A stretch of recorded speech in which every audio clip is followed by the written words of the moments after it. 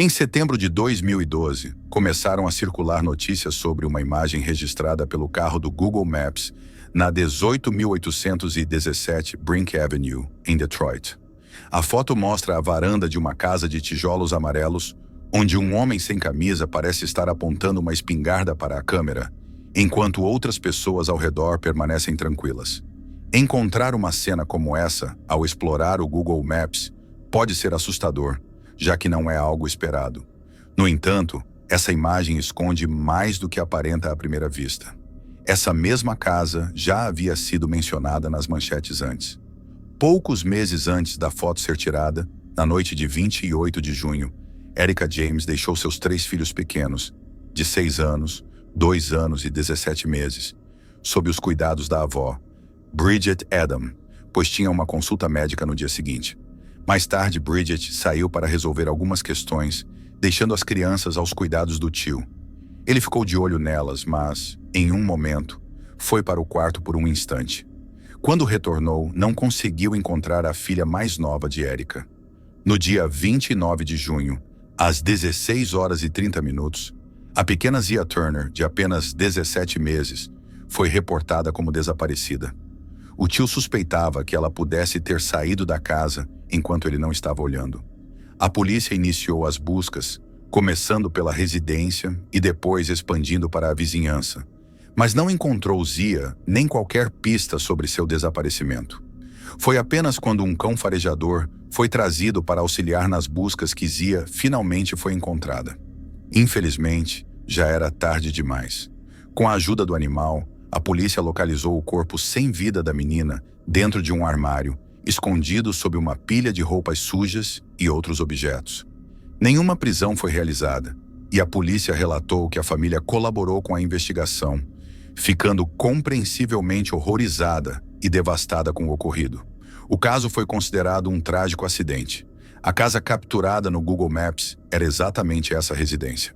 A imagem gerou confusão e polêmica no Google Street View, levando a empresa a removê-la posteriormente, tornando-a inacessível para visualização. Ao saber dos acontecimentos que ocorreram apenas alguns meses antes da foto ser tirada, a cena registrada na imagem vai além da aparência de um simples homem armado. É impossível não pensar no que os familiares estavam passando naquele momento e em como suas vidas nunca mais foram as mesmas após a trágica morte de Zia.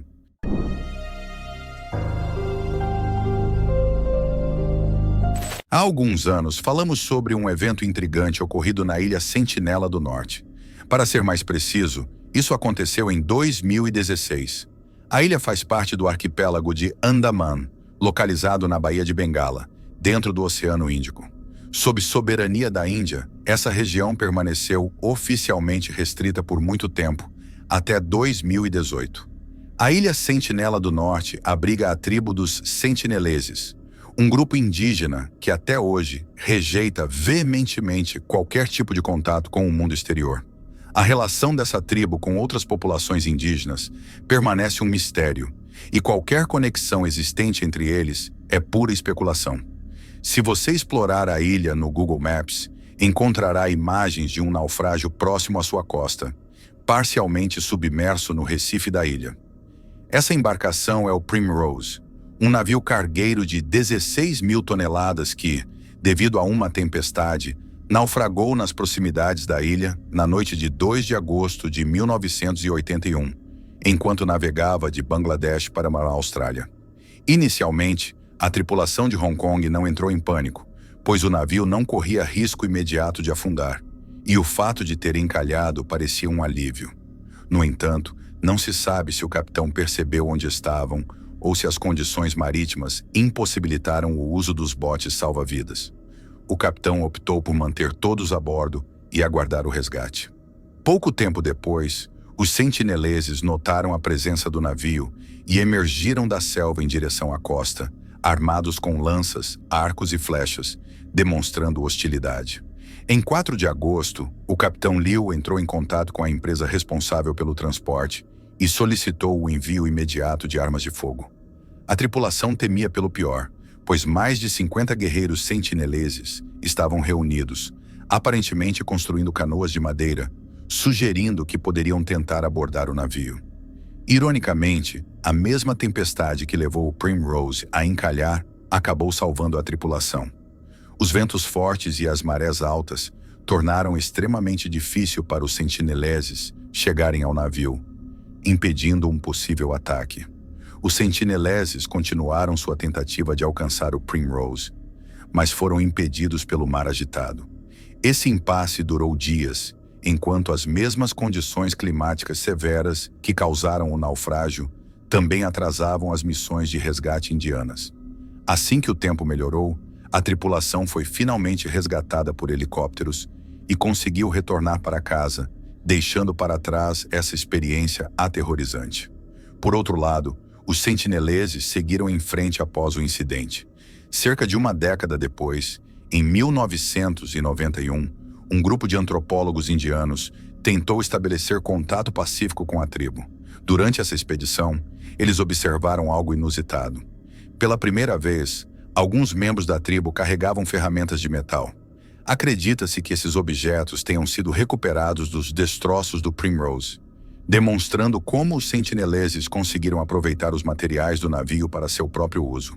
Até hoje, traços desse metal ainda podem ser vistos nas imagens do Google Maps.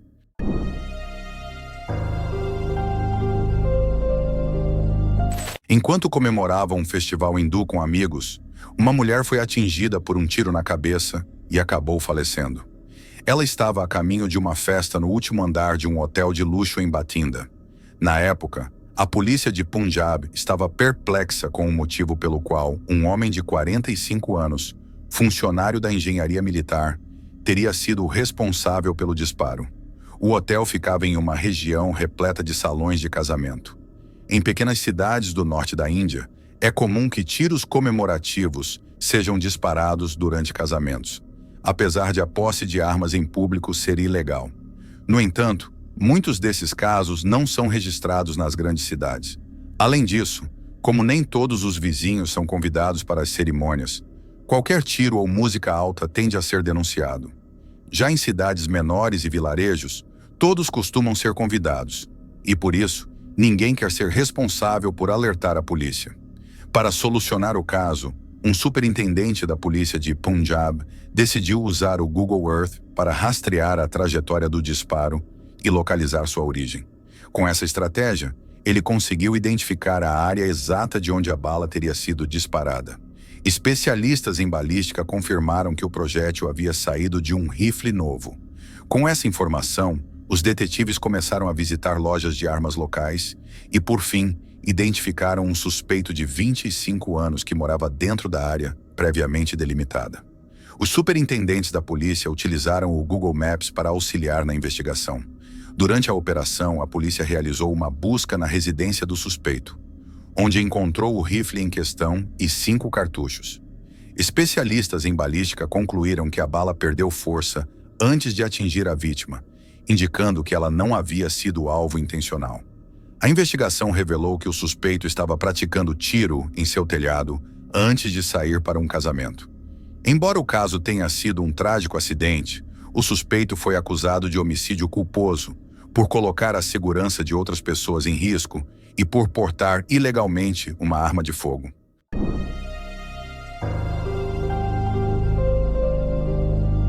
Na cidade de Corrigan, no norte da Holanda, um adolescente pedalava tranquilamente quando foi surpreendido por 2 assaltantes.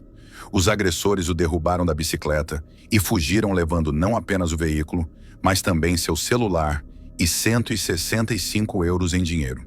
O jovem, de 14 anos, registrou o caso na polícia, mas sem pistas ou evidências concretas, a investigação não avançou. 6 meses depois, enquanto navegava pelo Google Maps, ele encontrou uma imagem de si mesmo pedalando na rua onde havia sido atacado. Atrás dele, aparecia um dos criminosos envolvidos no roubo.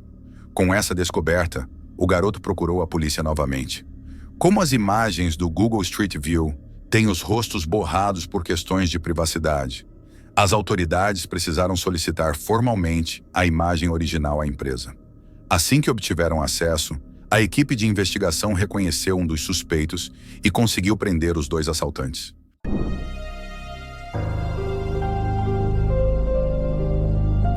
Twilling, uma pequena vila localizada na região nordeste de Thurgau, na Suíça, tinha apenas 394 habitantes em 2017. O local tranquilo e predominantemente agrícola dificilmente despertaria suspeitas de atividades criminosas, já que 2/3 de sua área eram dedicados à agricultura. Durante uma investigação sobre tráfico de drogas, a polícia de Zurique utilizava o Google Earth para localizar os endereços de 2 fazendeiros suspeitos de envolvimento com o comércio ilegal. Foi então que, por acaso, os agentes notaram imagens de satélite revelando uma plantação de cannabis de aproximadamente 2 acres. A plantação estava estrategicamente escondida no centro de um milharal, dificultando sua detecção por qualquer transeunte. Essa descoberta acidental levou à prisão de 16 pessoas, incluindo os 2 fazendeiros, e à apreensão de mais de 1 tonelada de maconha. Uma investigação mais aprofundada revelou que, ao longo de 4 anos, a quadrilha movimentou cerca de 7 toneladas da droga. Além das apreensões, as autoridades confiscaram dinheiro e outros bens avaliados em mais de 2 milhões de francos suíços. A plantação ilegal foi completamente destruída.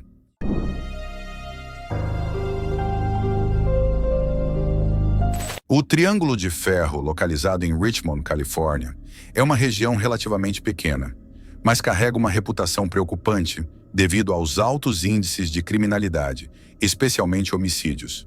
Infelizmente, não é raro que a polícia encontre corpos na área. Morar lá pode ser uma experiência aterrorizante para muitos. Um caso marcante ocorreu na noite de 14 de agosto de 2009. Kevin Barrera, um adolescente de 14 anos, foi brutalmente assassinado a tiros em uma passagem de trilhos próxima à Avenida Sanford. Seu corpo foi descoberto na manhã seguinte por um transeunte que imediatamente acionou a polícia.